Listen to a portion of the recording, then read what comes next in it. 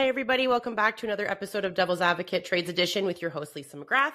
I have two truckers on the line with me today. How wonderful is that? But my beautiful guest today is Victoria Horn, and she is an owner-operator pilot car driver. And we're going to have a conversation with her. And of course, she knows one of my previous guests, Greg Levy, who is also a truck driver, which is how she's on the show today. So I'm very excited to have you, Victoria. Thanks for coming on with us. Thank you. So we're going to get into the topic of truck driving, and you are in the States, correct? So you are homegrown States? Yep. Lower 48. What's that? Lower 48. Lower 48. Yep. Okay, so you're going to have to tell me, so you just deal with the lower 48 states? Is that what you're telling me? As of right now, yes. Okay. Greg's like, yay, she got it. She listens to me sometimes. Eventually, I'll get up to Canada, but there's some paperwork kerfuffle right now. Yeah, no, it'd be nice to have you come up to Canada. Canada's beautiful in its own way, so I know that I would have loved to have traveled the States more, but now that you guys have your, I don't know what you want to call issues? Yeah. Yeah. As long as, you know, those two jackasses are in office. Well, one who's letting the other one kind of like, I don't know. I follow politics and it just blows my fucking mind down there. I feel bad for a lot of you. And it's funny, I've had a couple of guests that are from the States, including yourself. And I'm always like, I feel bad for you guys. And they're like, you should feel bad. I'm like, I do. You know, so I do feel bad that you guys are going through that. There's people on both sides of that spectrum, but it does make it harder. And I would have loved to have seen more of the States. I did go and see Phoenix early last year, and it was beautiful. I went and visited a friend. She's a astrologist. She's been an astrologist for like 45 years plus. Dang. I know. And she's an amazing astrologist. And so she went down and kind of, you know, showed me the reins to astrology and kind of what to do and what to look for and how the planets align and how they look conjunct and what trines are and all this wonderful. It's crazy how in depth it is when you actually step into like learning. It's not just like, oh, well, you're a Libra and I'm an Aries and he's a Cancer. And it's not just that. It's like, that's like kind of like the lower part of it. It's all planets. Yeah, that's just the edge of the cliff. That's right. Yeah, tip of the iceberg. You got it. So tell me a day in the life of Victoria as a owner-operator pilot car driver. I mean, any day can be different. That's one thing I like about the oversized industry is every day is different. I mean, today was my one day off I get in the next 2 weeks. Tomorrow I'm going to be what we call high pulling. It's the vehicle that's in front of the load that has the height clearance pole. I'm going to be sitting at the top of my pole will be sitting at 17 foot tall. Oh, and wow. We're going from Des Moines, Iowa to, from what I've been told, Dallas-Fort Worth area, but not 100% sure on that. So it'll take us about 3 days to do that trip. Oh, wow. Now, I'm just going to chime in here quickly. Okay. Not to cut you off, Victoria, but for your listeners and your watchers, the average semi-truck is 13 feet 6 inches high. So that can try to give you a little bit of idea of the height differential here. So we'll be 3 foot taller than a regular. The load is expected to be 3 foot taller than a regular semi. I have to be 6 inches above to check clearances as it going down the road, bumping up and down and all that kind of stuff. Yep. Yeah. What about bridges and stuff? What are the clearances for all the bridges? Bridges, power lines, tree limbs, stoplights. Like anything that you see going down the road, I got to check it. See, and this is where I don't understand why it's not considered a trade of sorts, because these are all very important things to pay attention to in trucking and when you're, especially as a pilot, because a pilot, you're kind of the truck's ears and eyes, right? So you're paying attention to everything that's going on further down the road or behind, so that you can make sure that he or she has the clearance to get through. Normally when I run high pull, I'm almost anywhere between 3/4 of a mile to a mile out ahead of that truck. Yeah. So that way they have enough time to stop and not hit whatever I have found that's in the way. Gregory, I can hear you chewing. Yeah,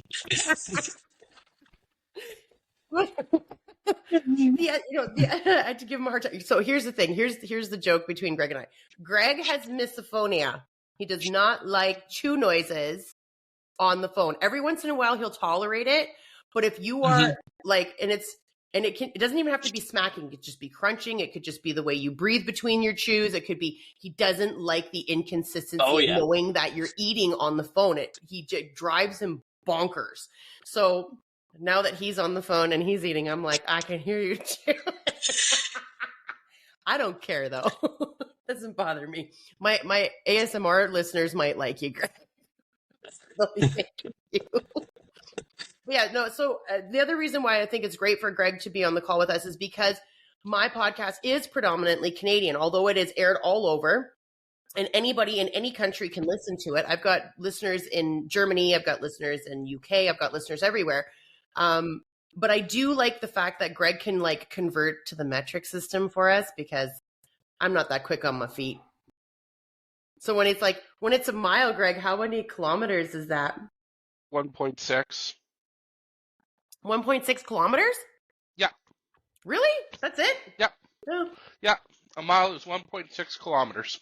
For some reason, I thought it would be more. I always think it's like kilos. I was thinking it was 2 for some reason, but that was just a number in my head. No, it's all good. I appreciate that you say that, but I'm always I might go back to Greg and be like, do the math. Oh, yeah. Because he does it like this. He has to know it because he goes between Canada and the States.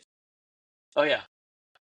So that's also a challenge that you're going to have to make sure you're going to have a come to Jesus moment about the metric system if you come into Canada, because they're going to be like, what now? Because you do have to convert, Greg. They don't listen to you if you start talking miles and all that in Canada. No. Oh. Most truck drivers operate in miles. Because they just from what I've understood from like not only you, Greg, but also other Canadian drivers. I work with Canadian drivers probably once a month, whether it's Q-Line, Tow Trans. There's several Canadian companies I work for quite predominantly because I have special equipment in my truck that most North American pilot cars don't have, which they really enjoy. That's awesome. It is the way to give it a thumbs up. He must have his thing on. Okay, give me two. So you two talk for a second. I just have to go blow my nose. I've been dealing with a cold for like 4 days. So give me 1 second. Oh, darn. But yeah, no, that's my average day. I mean, throw up the stripper pole, go down the road. Yeah, I'm just not looking forward to it being 17 foot in the air. Oh, come on. It's going to sit there and just... Quite literally. And, you'll get that like little 4x6 mirror you got to look into. Yep. So what is it? What is it that you're hauling? Can you say? It's a communications building is the best way I can explain it. Jesus. It's actually only half the building. I actually moved a building from just south of Madison, Wisconsin to the place that we're picking up in Des Moines tomorrow. Okay. I hauled a smaller building from Wisconsin down to the place we're loading tomorrow yesterday. Mm-hmm. Well, come to find out, the other half of our building that's supposed to go to Texas with us was sitting literally right next to our building in Wisconsin still, and it still has to go to Iowa to get the final assembly done to go to Texas, and they're both supposed to leave out together tomorrow. Okay. Because when they get there, they have one crane or two cranes, and they're going to pick both of them off there and set them and marry them together all at the same time. Probably on Monday. Oh, wow. So in order to make good money, pilot car, like to be a pilot driver, especially an owner operator, you're basically running all the time. Oh, yeah. And you guys don't run on logs either because you're pilots, right? As of right now, no, we are not.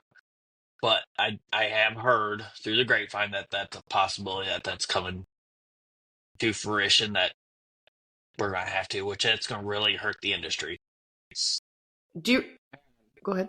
Just to add in here, in Canada, if your pilot vehicle is heavier than a 3/4 ton or heavier, Mm-hmm. you must run logs. Oh, so if you're running a In half ton, you Canada. don't. But in not let me rephrase that. In Quebec, Of course, if we're you're different. yeah, if you're a 3/4 ton or heavier, you have to run a log. Okay. But the rest of Canada, you don't. Doesn't matter on the size. So why do you think Quebec has put that rule in? And don't be rude, Greg. Don't forget, if I get deported, it's to Quebec. Because they want to ensure that the piloting through Quebec is done by Quebecers. Because most pilot companies use 3/4 tons or heavier because they are able to get a diesel engine. So they're able to run longer distances with the trucks. They don't have to stop and fuel up as much as a gas job would. You had to dig real deep for that, didn't you? I watched it. I Watched did. the I've seen hamster the smoke run, coming man. out of his ears. That was rough. Be nice, and he's like, I am nice, like nice, not bitchy nice. I'm always nice. I am the epitome of angelic. So to go All right. along with Great what Aesop Greg people. was saying about longer distances per tank, Mm-hmm. my average fill up is every about 400 miles. I have to fill up because I have a gas truck. Okay. There are ways around that, which I have explored, but yeah, that's about every 400 miles you should be getting out, checking the load, taking a break, stretching your legs, all that kind of stuff, just for the safety of everybody, of the crew. Because you might have a high pull, you might have 2 chase cars, a driver, highway patrol, you might have 6, 8 people just to move one load. Mm-hmm. So what's your biggest challenge? What do you mean? Biggest challenge? Like As a pilot car driver, your job is just as essential as the person transporting the equipment on the semi. But what is your no? It's not as essential. Look at Greg shaking his head. Okay, so let's go, Greg. Why is it not as essential? It's more essential. It's more essential. Okay, because Yep. they're the eyes. Fair. My point is that it's an essential job. I apologize. Being that you are the eyes for that semi to make sure that things are clear and that he's going to have clearance or she's going to have clearance. What is some of your bigger challenges just in being a pilot car driver? Is it the cognizance of knowing that it falls on you if something goes sideways? Is it, the drivers that you deal with? Like, what is it? Well, it's a little bit, not really drivers that, I take that back. There are some drivers that, are just fly-by-night operations, the best way I can explain it. But then you get the companies that you get to build a rapport with, which, like I said, like the one I'm doing right now. I've been working with this driver for the last month and a half, just working with this one driver because he recognizes what's the word I'm trying to think of? Skill? The workmanship and the, attention to detail that I have and all that stuff. But, yeah, you got to build a rapport with the drivers and all that stuff because, you might get some Joe Smo that's a fly-by-night pilot, what we call in the industry TikTok pilot cars. They're a fly-by-night. They barely get the bare necessities, equipment-wise, and all that stuff. And then you get like me that have been doing this for 7+ years and have all the equipment and all the knowledge that yeah, everybody's got to start somewhere, but it's more of you're always learning in this industry. It's not just, I know everything. Because, like, the one time me and Greg actually got to meet in my home state of Missouri. I noticed something that was actually became a major issue, and we caught it before he got into the St. Louis metro area, which could have saved him a lot of hassle. Okay. Are you going to elaborate on that story? Or do you want Greg to elaborate? I was going to say, I don't know how much I want to elaborate. I'll let him elaborate on that story.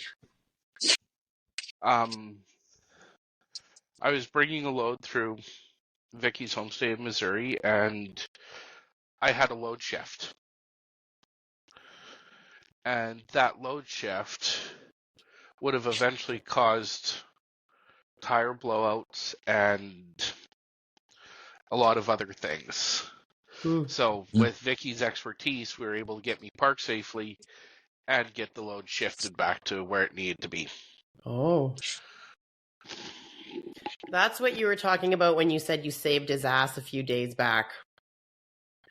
Well, not only that, but then not only that, but then here, his last trip across the U.S., they had that horrible incident in Wyoming in the Green River Tunnel. Okay. I'm very diligent. I just happened to be done with the day, and I was, finishing my paperwork for the end of the day paperwork that I was doing. And I was scrolling through Facebook, and I had seen that there was the incident in the tunnel, and I knew Greg was heading in that direction with his permanent route. Because on Oversized, we are set to a certain route. We get a piece of paper from the state of whatever that says we have to go from this highway to this highway to this highway to this highway. Yeah. Well, I knew, because me and Greg are always in constant communications, because we got friends in all over the country, and if we got questions, we bounce off each other. Well, I knew he was heading in that general direction. Well, I caught it before he got to the Green River incident that he might have to detour. And that's another thing, is I'm always, looking out for my friends like that in the heavy haul industry. It's like, hey, you're heading that way? Hey, you might be wanting to be cognizant of this issue. Mm-hmm. So it's more the fact that, you can't just have your blinders on. You always got to have your head on a swivel. You always got to be paying attention to news and stuff like that in case, the weather, all that stuff, because that might affect your day-to-day operations. Yeah.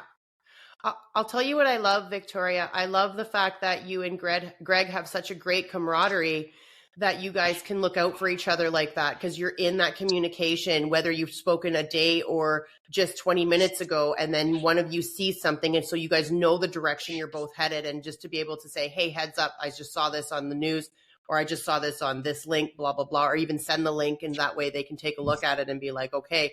Now, I know a lot of times what happens is it's more or less, because you're a heavy hauler and you're doing oversized. So it's not like you can just detour, but now it's just bracing yourself for, if I can pull over at a truck stop and wait for this to pass by, then maybe that's what I do. Mm-hmm. Whether it's a snowstorm or the incident in the Green River Tunnel, there's... Yeah, it's getting them somewhere. It's giving them a heads up to get somewhere safe, or to let them know that they're in for a bit of a wait. Mm-hmm. Not only that, but it's also the forewarning. So the driver or either one of us can figure out a contingency plan, or know, hey, we'll use the Green River Tunnel. When I got to the Wyoming port of entry, I asked, hey, I'm on permit. This is my permit. This is closed. POE officer goes, oh, you'll just take the detour. You're fine. It's an oversized route. Okay. And that was it. Mm-hmm. So they redirected you on an oversized route. Yeah. Okay, that's nice. But if he hadn't gone in and asked, and he got up there and they sent him down a route that wasn't meant to have oversized on it, that could have been an issue. Yeah. Yeah. Luckily, where that one was, the route was easy. Mm-hmm. Well, that's good. But I think the takeaway here is basically what Victoria said, is that had you not known, had you kind of got in there blind, and that happens, and then they detour you, and it's not a route that you're supposed to be on, now you're looking at possible fines. Oh, yeah. Which I think a lot of people don't know. Sorry, Greg. I don't think a lot of people know that when shit goes sideways, the drivers are responsible a lot of the time. It's not the companies. And I think a lot of people need to know that when you get into trucking, if you're getting a ticket, it's you personally that's paying it. Prime example of where a driver was held responsible when, in my lowly opinion, he wasn't fully at fault is the Humboldt Broncos. I know we've talked about this. There's other ones that we could talk about too, Greg. Ones that you've experienced where you weren't really at fault. Yep, we're not going to talk about those. That $6,000 ticket? But here's the thing, and this is what I think the takeaway is, Greg, is that it's all of you have to have the appropriate tools, whether you're owner operator, whether you're just a company driver. You need the proper tools and equipment in order to facilitate your jobs. And if you are not, if they're running shy on those things and this is where I get really grumpy, because I think what a lot of people think is they just think that truck drivers are this different breed that just run and don't have any rules that apply to them. They have a lot of rules that apply to them. And yes, they are driving, hundreds of miles a day, but regardless of that fact, there's still laws in place to keep you guys in line to ensure that there's public safety. So you still have a duty of care, not only to your company, but to everybody else on the road. So when people are being assholes to you, and like Greg said, it's always the trucker's fault. It's always the trucker's fault, doesn't matter. And, trucks have tragedies, not collisions. And these are all really big takeaway things to say. So as a pilot car driver, that's really important for you. I know, because you're paying attention. That's your load. You're helping them come in. So, I mean, when you see drivers be a dick to your load, what do you ever do anything? Are you one of those like fuck around and find out kind of? In certain states, I know what I can get away with, like say my home state. If I see something that's negligent or ruthless, like they're attempting to damage my load or run me off the road or run them off the road, I ain't afraid to call highway patrol. I'm not afraid, because I have as a pilot car operator, I deal with highway patrol. I haven't recently, but I do have a rapport with most of the higher up highway patrol, and luckily the eastern side of my state, because I've worked with them on big projects and infrastructure projects and stuff like that. That I can make a phone call and say, "Hey, who's on duty today? Because I got this going on at this mile marker, blah blah blah," and give them a description of the vehicle, and they can go. And also that's another thing on my vehicle. I've always got at least 2 dash cams running. So it's always recording. So if they need to subpoena my video footage for, evidence, I'll gladly give it to them. Yeah.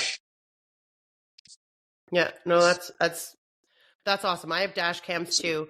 And I will be honest with you. I've been a dick to people that, I'm not piloting any trucks, but if I see a semi coming down the road and I see someone just be an automatic asshole to them, I will go be an asshole to that vehicle and, help clear it away from the semi. So I'll get in behind that person and ride their tail and point at my camera and be like, let's go. Cause then they're not trying to slow me down. They're trying to slow the semi down for whatever reason. I don't understand that logic. Like, why would you do that? Like, to me, it's like, why are you playing, chicken with something that could kill you? Like, when people chicken is a game that was played by people with a similar sized vehicle, not, you don't take, the person that's 5'3" and they go find the guy that's 6'4" and they're like, let's do this. Like, we're not. Why? I always find it funny when, say, I'm going down a 2-lane road with a 16-foot wide load. There'll be times that I'll have to, hug the center line to kind of, I won't cross over, but I'll hug the center line to kind of nudge them to just persuade them to move over, because, that load's hanging 6 foot into your lane. Yeah. You come over top that thing and you could clip that corner of that building or wherever it is, and that could be a tragedy. That's why one of the things I would like to emphasize is that when you see a pilot car, treat them like a first responder, like a fire truck or ambulance or a police car, because we're just trying to help you get through your day safely and that truck to get to its destination safely. Yeah. No, I That's one agree. big thing. It's like people don't realize it's like, hey, we're not there just for shits and giggles. We're there to actually do a job. Mm-hmm. Really, Greg? You went to your chair? Couldn't just stay sitting in the kitchen where we only He get went you in from the the kitchen frame? to the lazy boy. Give him 20 Right. minutes, he'll be sleeping. He's funny. No, I think what you do is definitely an important job, but I think a lot of people need to understand the types of risks that come with it, because you guys are kind of putting yourselves in those situations where you are there to protect the semi as well and not do Mm-hmm. anything illegal. So please don't misunderstand when I asked you the question. Like, for me, it's more or less, I don't know. I've seen some pilot car drivers run people off the road, and I just No, laugh. I will not. I will I not just laugh. Well, in physically run Canada, I've somebody seen off it, the road. and I just Well, laugh. I'm like, I oh, won't physically do it. I'll let if I'm say I got going back to a job that with highway patrol. We had 17 miles of we're hauling a 200-foot long precast concrete bridge beam, and this is a mhm, windy 2-lane road getting into this job site. Highway patrolman specifically told me to do a task was to go in opposing traffic and get everybody off the road. Stay out about a mile to 2 miles out ahead of the truck, getting people into driveways or places that we could get them because we were needing from ditch to ditch making some of these corners because these mhm. trailers are steerable, but they still are 200 plus foot long. Yeah. So, and that's one thing. It's like, I'm not trying to impede your flow of traffic, but sometimes it's for the better just to wait 5 minutes for us to get by you and then you can proceed on your way. Yeah, I don't like, Greg, what did you call it again? They have a case of what? Get theiritis? Yeah, get their itis. Yeah. Because Yeah, I'm you're like, not wrong there. yeah, because you know what? So Greg knows this. So over by where we are, we're kind of like in the middle of, so Calgary's 20 minutes, and then we've got Rocky View County, and then we've got Airdrie. So in Rocky View County, a lot of times is where they will take the 566 highway to move houses. Mm-hmm. And they'll shut down part of that road on both sides, and they'll swing the lights out Mm-hmm. so that they can go through, right? Because they're not going to make it under the lights. See, that's one thing that we don't have down here in the States is we can't. They don't like us moving things like that. So we gotta either pick them up, take them down, or it's like we get them like what you guys where they can just swing them out of the way. It'd be a hell of a lot easier. I didn't know. Yes, I agree with you, because I didn't know that the states can do that. But I thought it was so cool in Canada when I came up and I was headed that route to go towards Costco, Greg, and I was sitting right there at the lights, and then all of a sudden I'm watching the pilot drivers come out. There's about 3 of them. One's in front of the truck that stopped, and then one's up and across the other side lane stopping all of the opposing traffic, and then the other one is on the other side and he's swinging the light, and I'm like, you can do that. You can do that. So, but then, I mean, I know how how serious people have to take a pilot car driver. And I also know that it can be dangerous because you are still a driver on the road. And a lot of people don't understand what your responsibility is other than just, oh, he's just driving with the truck or she's just driving with the truck, right? It's just one of those things. So a lot of people don't understand that. So it's an important job, and people don't understand a lot of the aspects of piloting. But I think what you do is fascinating, Victoria, and I appreciate that you are talking about it, especially as an owner operator. Like, good for you. Not everybody can do owner operator. I mean, look at Greg. I mean, sitting on his lazy boy as a company driver. I did take a big hit during the how do I want to say this nicely, the pandemic. I had to get out of the pilot car industry for 2 or 3 years because just there wasn't enough work to pay the bills. Yeah. But now that I got back into it here, well, actually, I've only been back into it since 4th of July of this past year. I've been so busy, and Greg can attest to this. I don't have home time. I don't have free time. I I'm literally turning down work every day because I'm me, myself, and I. I don't have no employees. I'm myself, and I have my cousin, which actually last night I actually ended up having to send him a load because I had one of my good customers approach me and said, "Hey, you want to do this load for me?" I can't because I couldn't be able to do the load in time to be back up to Iowa to reload that I already had committed to for tomorrow. So it's the networking thing too. Yeah. Say Greg was coming out of Texas and he's like, "Hey, I need a pilot car." Well, I'm not available.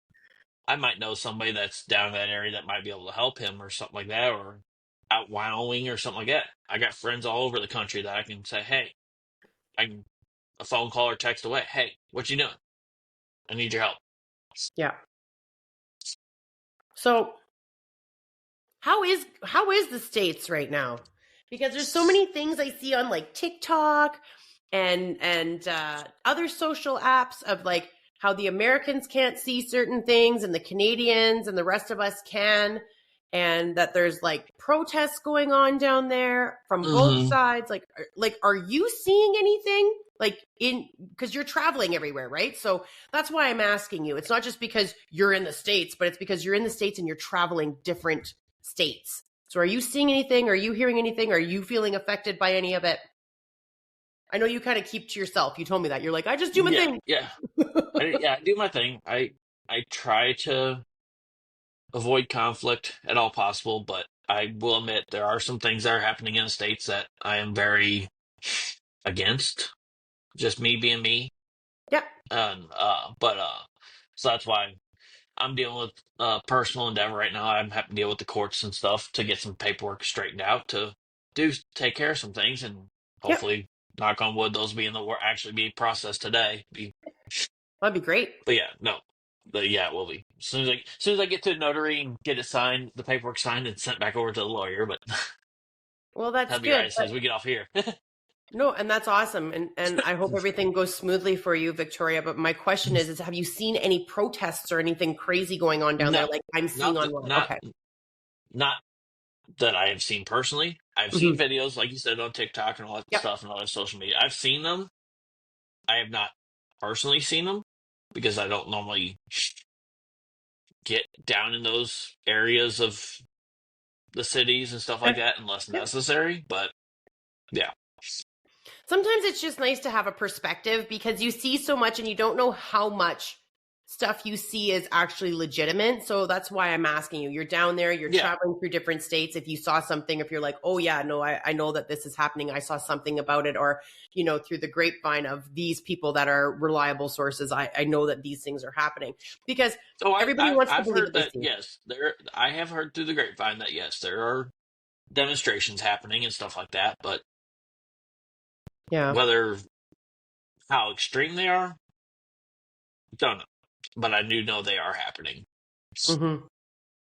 That's fair. I mean, like I feel there's so many people from the States that I'm paying attention to that it's obviously a mix, but there's a lot of people in the United States that are like, like we're with Canada, we're with like everybody else that this, orange buffoon is trying to piss everybody off, and we don't want any of that. Like, they look at it at like, these are our Canadian brothers and sisters. What are you doing? We have alliances with them. We have trade agreements with them. Why are you fucking this all up?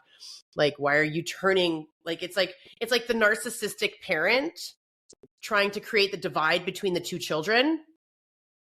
Right? Oh yeah.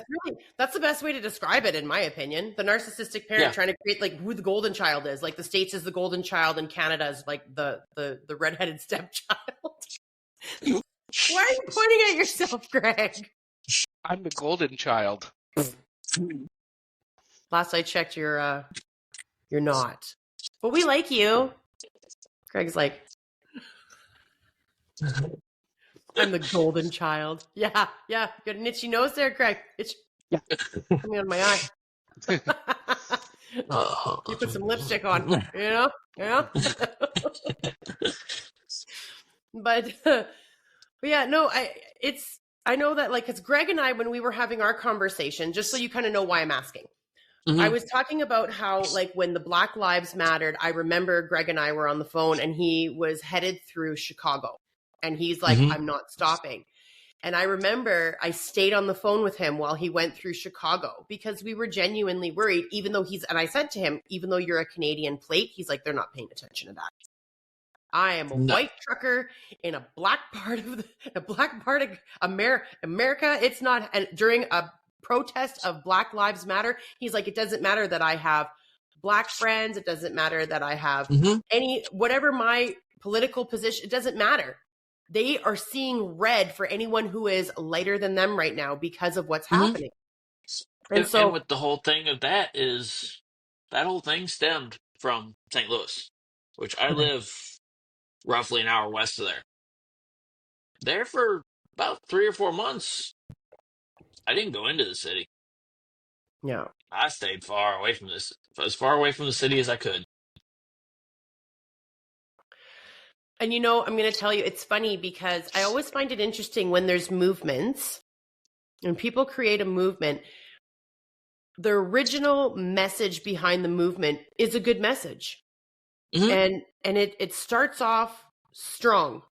But what ends up happening is that it gets convoluted because other people join into this movement and they're like, oh, I want to put all of my stuff in this as well. And we can jump on this bandwagon because it's kind of like the same thing. And we're not feeling that. And I remember got to a point where I had friends of mine that are, that are Caribbean.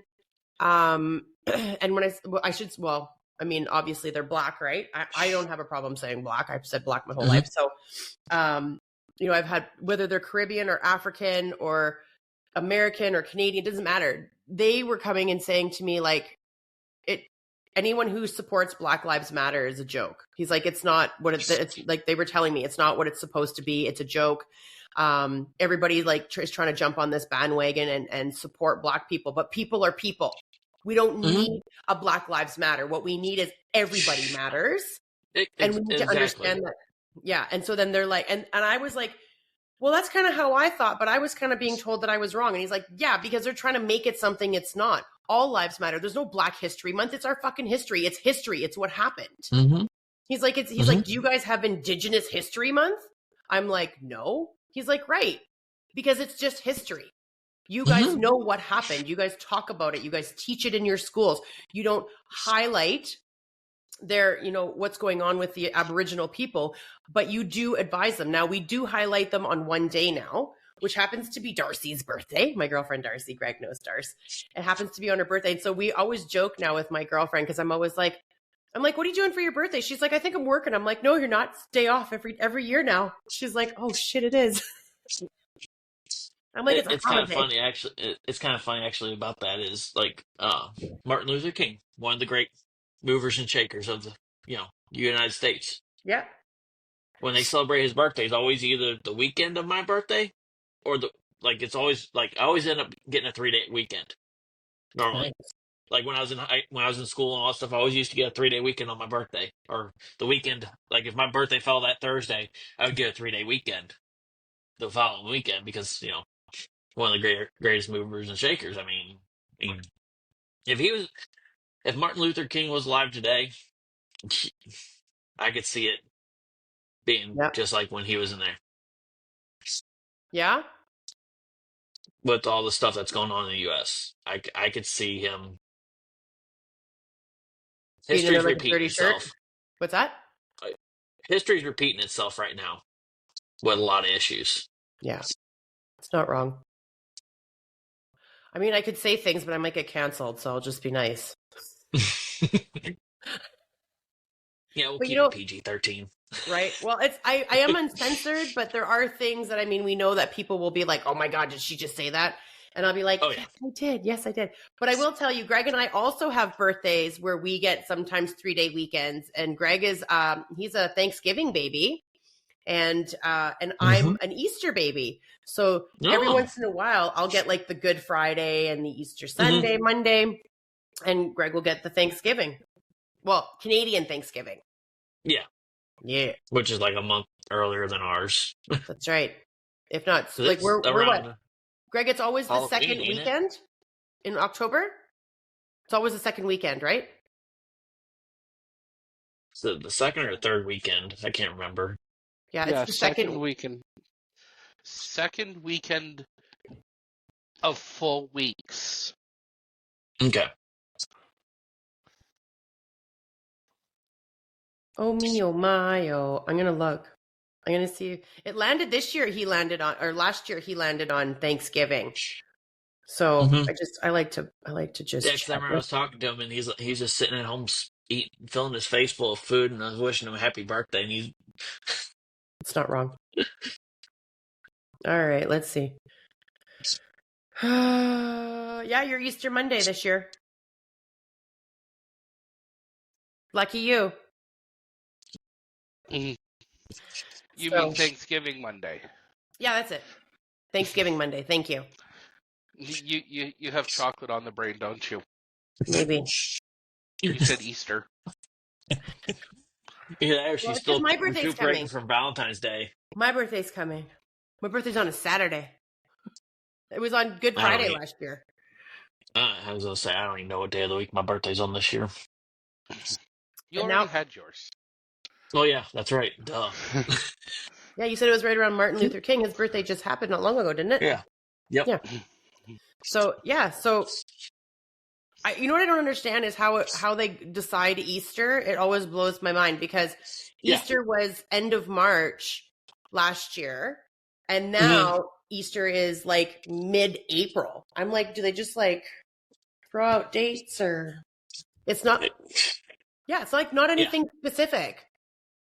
Here, I'm gonna throw a dart on the calendar, and That's exactly how I feel. I'm like, how did it go from end of March to almost end of April? But then I also wonder spring break. So in Canada, at least Alberta, spring break usually occurs and they usually try to alternate it. So a lot of the kids in the schools will get the week before Easter and then Easter Monday, and then they're back at school. And then some of the kids get the following week so that not all the kids are off at the same time.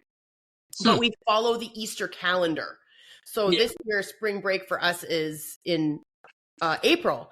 But I'm noting when I was looking around to do, because I want to go to Mexico again with my kiddos, because I told them I'd take them once I went there the first time, and I did already. So, and I was looking, and March is spring break for the States. Is that's how it works? It really regardless, it's just March. See, I'm dating myself. I've been out of high school for 12 years now. I graduated high school 12 years ago. But Oh, you're still young. Don't worry. Yeah, I just hit the big 3-0. But so it used to be the same way. It used to always fall around Easter. But I don't know I don't know how it is nowadays because I don't pay attention to it. Mhm. But it seems like they're doing it like you come off of winter break, like for Christmas and Christmas and New Year's winter break, and they go like 6 or 8 weeks, and then that's when they're doing it the way it sounds now. Like it don't matter when Easter is, but then they're getting a small break around Easter too, like a 3 or 4 day break there. But they're doing like because if I remember right, don't quote me on this, but like our schooling for the state is there's 4 quarters in a year, and each quarter I think was like 6 weeks, I think.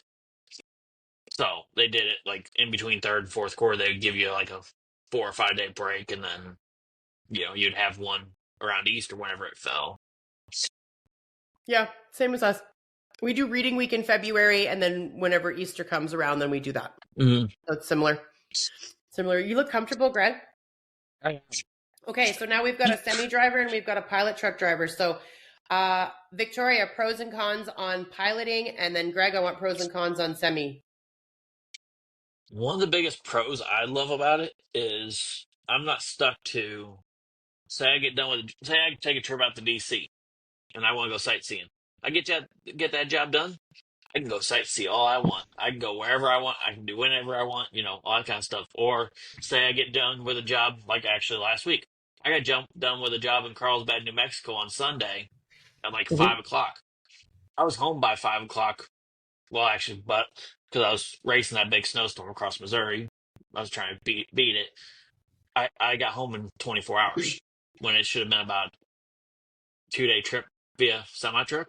That's one of the biggest pros I like because I can do what I want and how fast I want to go. I can go wherever I want, that kind of stuff. Another con of it is I just can't go like Greg can wherever we stop for the night with his overdimensional load. He can climb in the bed and go to sleep. I might have to drive 45 minutes to an hour to get a hotel, which I mean and I will admit I do prefer, since I've been in the industry so long, I do know I pay attention to where the bad hotels are and that kind of stuff, and I'll drive a little bit further to stay in a hotel that ain't bug infested and stuff like that. Yeah, yeah. And Greg does have a little bit of pilot car experience, so he knows what I'm talking about with that. I know he does. I know he was doing piloting there for a bit. So, They'll do every now and then. Mm-hmm. okay, so then Greg, maybe the question, other than answering the pros and cons of being a semi driver, when you were piloting, you're a company pilot driver, and Victoria is not. She's a owner operator. So I'm hearing what she's saying, which is I get to kind of do what I want, and I can go back home. I can, I basically make my schedule, and I operate according to my schedule. So do you have some of the same leniency as a company pilot driver? Yes and no. Okay. So you can go and do sightseeing within reason, but as a company pilot driver, you're running. Mm-hmm. You don't have time. Like I did a trip from Baltimore, Maryland Mm-hmm. to Geraldton, Ontario. Okay. Geraldton, Ontario, I had 36 hours to get down to Decatur, Illinois. Mm-hmm. From Decatur, Illinois, Mm-hmm. I went up to Fort McKay, Alberta. Okay. And from Geraldton to Decatur, I had 4 hours of sleep. Mm-hmm. And there are some times about being an owner operator. I might get a phone call 3, 4 o'clock in the afternoon. Hey, I need you. Like one time, I live in the eastern part of Missouri. I had to be all the way over on the West Virginia Turnpike by the next morning. Whew. So I literally drove all the way across there. Only slept 2 spots on the West Virginia Turnpike for an hour or so each. Cat naps. Pretty much. I mean, isn't that kind of dangerous? You're driving, you're not getting enough sleep. No sleep makes crazy people. They say that if you don't have enough sleep after a certain port, like they say that it's like almost the equivalent of being drunk. Okay, It is 20, Greg's trying to defend it. Victoria's 29, like, 29 hours of non-sleep is equivalent to a DUI. okay. 29 to 30 hours is equivalent to you being DUI. Okay. But what I was going to say is that's where fatigue management comes into play. Mm-hmm. Oh, yeah. Where what? Fatigue management. Okay. So, as a pilot truck operator, like when I did that long trip where I only had a few hours of sleep, when I picked up my driver, I said, "Hey, ran all night to get here, tired. Can we have, a short-ish day?" Mm-hmm. And as a driver, you respect that pilot operator for recognizing that, and you'll work with them. Like, you still have to have a decent day, Mm-hmm. but, you might be like, "Hey, I can make it to place X, which is better for me, but if I go to place Y, that's better for my pilot driver. It's still a good day. We'll do that." Mm-hmm. Do you find that and you can make up that time. You can make up that time along the trip, too. Yeah. Do you find that most truckers will do that for their pilot cars? Depends I'd on say the driver. 50-50. I'd say don't all talk on at my once. aspect, it's probably 50-50. Okay. Depends on the driver, depends on the pilot. Okay. But it also depends on the rapport that the pilot and the driver have. Okay. Mm-hmm. Like when I was running pilot, I had a couple of guys every morning. I knew exactly what their coffee order was. I'd roll up to their truck with coffee for them. And it was appreciated. Me as a driver, if I have a pilot for a long trip, I'm going to take him out for dinner one of the nights, Mm-hmm. just as a sign of appreciation. Yeah, but you're a nice guy. Most drivers will do it. Okay. You agree, At least Victoria? most oversized drivers I've dealt with. Okay. Oh yeah, it's the same thing for me. I mean, like if I got a driver, that's one thing I always do before I leave for the day. If it's just me and the driver, or me and me driver and chase car, do you guys need anything before I head towards the hotel? Always check in with them, make sure. Or like last night, I didn't tell you this one, Debbie, but I was sitting at the hotel. I mean, yeah, I'm like 5 miles from the pickup point. The driver calls me and says, "Hey, I just blew a hydraulic line on the trailer. Can you come grab the bus the line run up to the Caterpillar dealership up in the next big town north of us and get, because they have a 24-hour parts counter. Can you have them make me a new line? Because right now we got what we call a steerable trailer, so the back axles can be steered with a remote. Well, it was one of the steer cylinders that blew a line. So Mhm. yeah, I mean, yeah, it can be done without steering, but it makes our life a lot much harder. But you were Yeah, there, so right? yeah, and it's like that. Last night, hey, can you go do this? Yeah, let me get my clothes on. Let me go. Just hop out of the shower. Let me go take care of that. Took me an hour, but that's that rapport with that driver you build. That I'm willing to go above and beyond just the 9 to 5, and Yeah, that's but how that's you get repeat customers like that. It's like they're like, hey, I remember them doing this for me. Yeah, it's a two-way. It's a double edge, right? So on one Mhm. hand, it's building the rapport to continue to have that client, but on the other Mhm. side of it, it's knowing that you have each other's backs, which Oh is yeah. especially on the roads, you need an alliance of people. And I know that, I've talked to Greg about, the alliance that happens amongst a lot of truckers. Like there is a trucking, you guys do have like little trucker groups, don't you? Mm-hmm. Where you guys kind of all talk to each other and talk about different things. And I mean, I hear you guys, and it always cracks me up when, so Greg talks about the big boy radio. Do you know what he means when he says the big boy radio? Mm-hmm. Mm-hmm. I got one of them. So it always Actually, got two of them. So he cracks me up when he's like, "Oh God, this guy doesn't have a big boy radio." And I just kind of giggle, and I'm like, "Oh, is that normal?" He's like, "Sometimes, not always. No, they usually have one." So which do you remember? Sorry, Greg. Which provinces or states don't have the big, or is it like certain trucking industries that don't have the big boy radio? Most Americans don't have a big boy radio. Oh. I said most. Yeah. That's one thing that's the one thing that's like I said, the one thing that the Canadian customers I do work with, they're like, oh, well, we got to run CB. No, we don't. Let's go. Let's go grab your big boy radio. Let's go.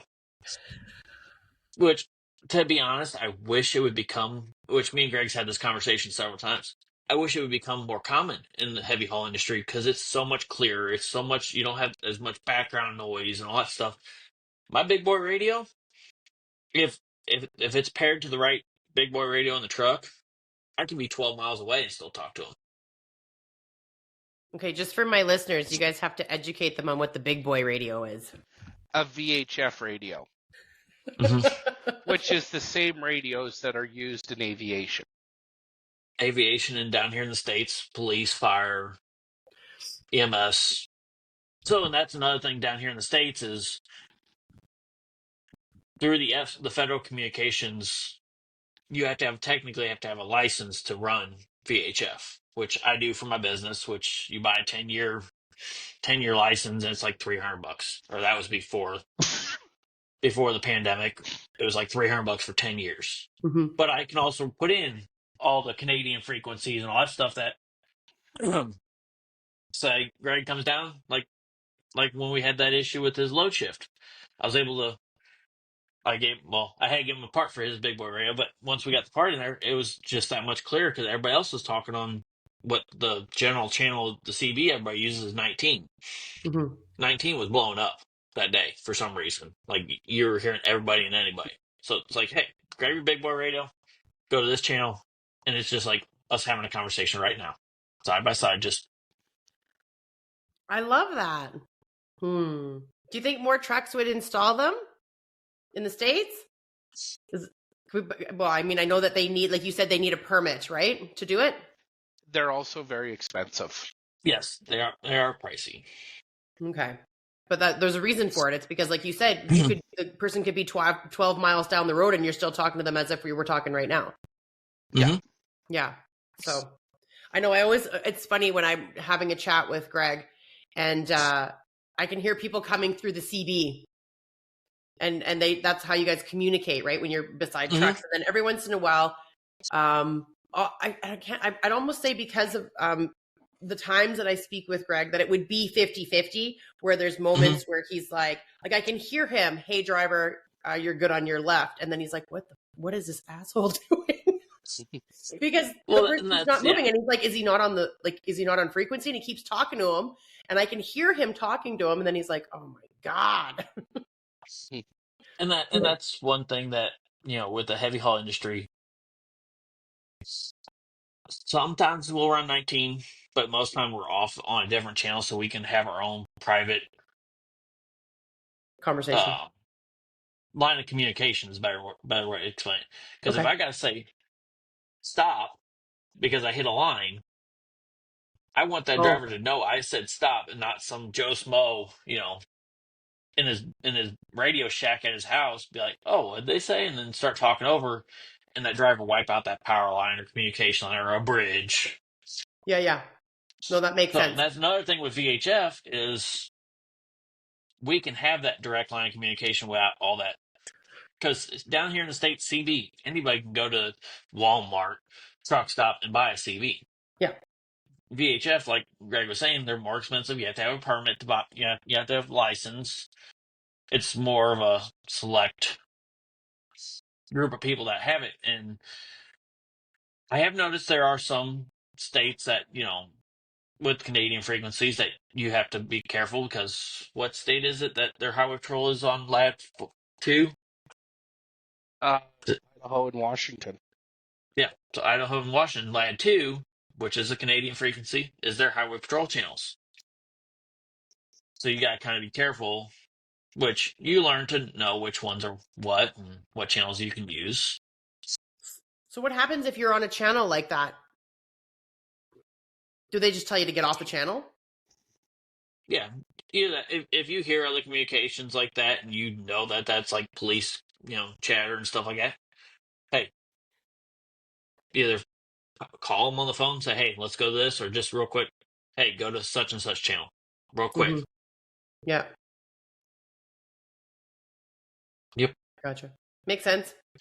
I'm sure they're not going to be super upset if you're like, go to channel 19 or whatever channel, right?